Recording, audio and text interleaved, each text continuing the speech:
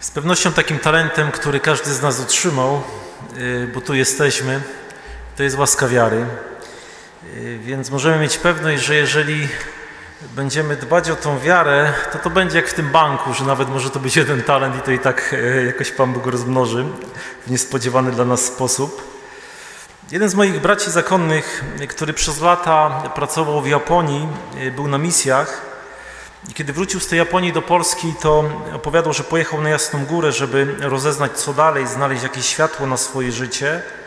I mówi, że usiadł sobie w kącie w kaplicy i tam jakiś ojciec Paulin mówi tak, że Maryja nie potrzebowała nic zrobić. To, co musiała zrobić, to przyjąć zwiastowanie i powiedzieć tak, niech mi się stanie. I mówi, że to słowo było dla niego ważne i właśnie jakoś wyjechał umocniony. To, co niewątpliwie przynosi wolność, to jest wypełnienie woli Bożej. To świadomość, że Bóg całkowicie obejmuje moje życie, to przynosi pokój.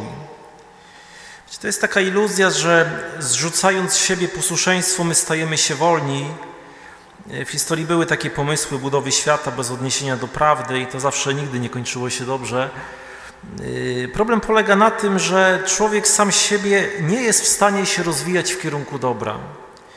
Nie jest tylko tak, że wystarczy dać komuś odpowiednie warunki, stworzyć atmosferę życzliwości, żeby stał się dobrym.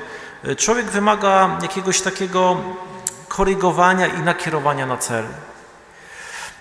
Świętej pamięci ojciec Karol Meissner, benedyktyński mnich, którym też bracia mówią, że zmarł w opinii świętości, to on przed śmiercią powtarzał, chyba mając już 80 lat, że mówił do swoich współbraci, że bracia, to co ja odkrywam, to jest to, że egoizm jest bardziej spontaniczny niż miłość. Że miłość wymaga trudu. Że jednak łatwiej nam przychodzi egoizm niż miłość. Miłość wymaga trudu. Jeżeli ktoś mnie o coś prosi, co mnie kosztuje, no to ja wiem nawet, że to jest dobre, no ale co, najpierw odzywa się we mnie egoizm czy miłość? No nie wiem jak u was, ale najpierw u mnie odzywa się egoizm, że ja nie chcę. A miłość rozpoczyna się wówczas, kiedy podejmuję tą decyzję, że ja przekroczę to nie chcę i idę za zrobię, że to zrobię. Wszystko się opiera na rachunku, co nam się opłaca długofalowo. Wiecie, kiedy się rozpoczyna modlitwa?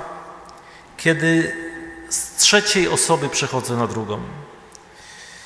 Co to znaczy się modlić? To znaczy mówić do Boga per ty.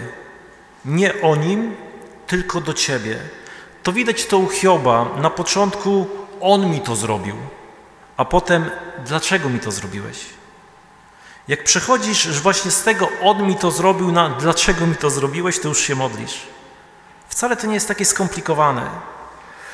Psalmista mówi takie pocieszające słowa, że jeżeli domu Pan nie zbuduje, to na próżno się trudzą, którzy go tworzą. Przyznam, że one mi też pomagają, kiedy ja nadmiernie skupiam się na sobie. Wydaje mi się, że już jestem taki ważny, że nad wszystkim muszę pokierować, zadecydować, że to jednak Pan buduje swój dom. Pamiętam, że całą klasę maturalną zastanawiałem się, kim mam być. Ja nie miałem pojęcia. Więc rozpocząłem studia tutaj w Krakowie, na Giechu, ale mi się nie podobały. Że poza życiem towarzyskim tam mi się chyba już nic nie podobało. Potem zacząłem drugie studia, podobały mi się trochę bardziej, ale ja dalej nie wiedziałem. I co Pan Bóg mówi do Abrahama? Wyjdź z ziemi rodzinnej. I to już jest pierwsza wskazówka. Żeby znaleźć Boga, trzeba czasem opuścić swój dom. Opuścić ziemię rodzinną, ale dopiero potem słyszy, żeby zatrzymał się w Haranie, a następnie, żeby wyruszył do Kananu. Więc jak czytamy ten tekst, to możemy powiedzieć, no dlaczego od razu Pan Bóg nie powiedział Abrahamowi, no wyjdź z ziemi rodzinnej, potem zatrzymaj się w Haranie, a potem pójdziesz do Kananu? Czego od razu by tak nie powiedział? Tak by powiedział, nie wiem, jedź do Krakowa, wysiądź na stację, a potem się zobaczy. Ale co Pan Bóg przez to mówi? Że ja zawsze jestem z Tobą i powiem Ci to wtedy, kiedy Ci to będzie potrzebne. Co to znaczy, że jeżeli nie wiesz, kim masz być, jeszcze być, to znaczy, że wcale nie musisz. Jeżeli nie wiesz teraz, co masz zrobić, to znaczy, że wcale nie musisz wiedzieć. Pan Bóg pokaże, kiedy uzna to za stosowne. Ja pisząc maturę naprawdę nie wiedziałem, kim mam być. Jak nie wiesz, to nie musisz. Jeżeli chcecie trafić dzisiaj do waszego rodzinnego domu, to czy musicie wiedzieć całą drogę? No nie, no my widzimy teraz drogę do tych drzwi, które są właśnie przy wyjściu z kościoła, to widzisz tylko 10 metrów. Ale czy ktoś mówi, nie ruszę się stąd, bo widzę tylko 10 metrów? Nie, zrób 10 metrów, otwórz drzwi, zobaczysz chodnik, przejdziesz chodnik, potem skręcisz na lewo, zobaczysz drogę przed kościołem. My naprawdę nie musimy wiedzieć wszystkiego całe życie, wystarczy, żebyśmy wiedzieli, co zrobić dzisiaj, co zrobić w tym roku. Co każdy z nas ma robić do wieczora, to już to wiemy. Nie, że naszym powołaniem jest to, żeby dzisiaj dobrze dzień przeżyć, więc my generalnie dużo wiemy. Więc naprawdę, bracia i siostry, i to z tym chcę zakończyć, nie musimy się tak zamartwiać.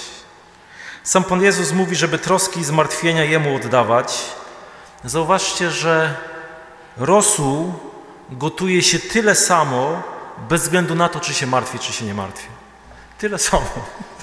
Nie zmienimy niczego. Dlatego Pan Jezus mówi, oddaj mi te troski, a ja się zajmę resztą. To Pan buduje swój dom bez względu na to, czy się zamartwiamy, czy się nie zamartwiamy. Oby tylko Jego nie stracić, bo jak nam obiecuje apostoł Paweł, że dla tych, którzy kochają Boga, wszystko obraca się ku dobremu.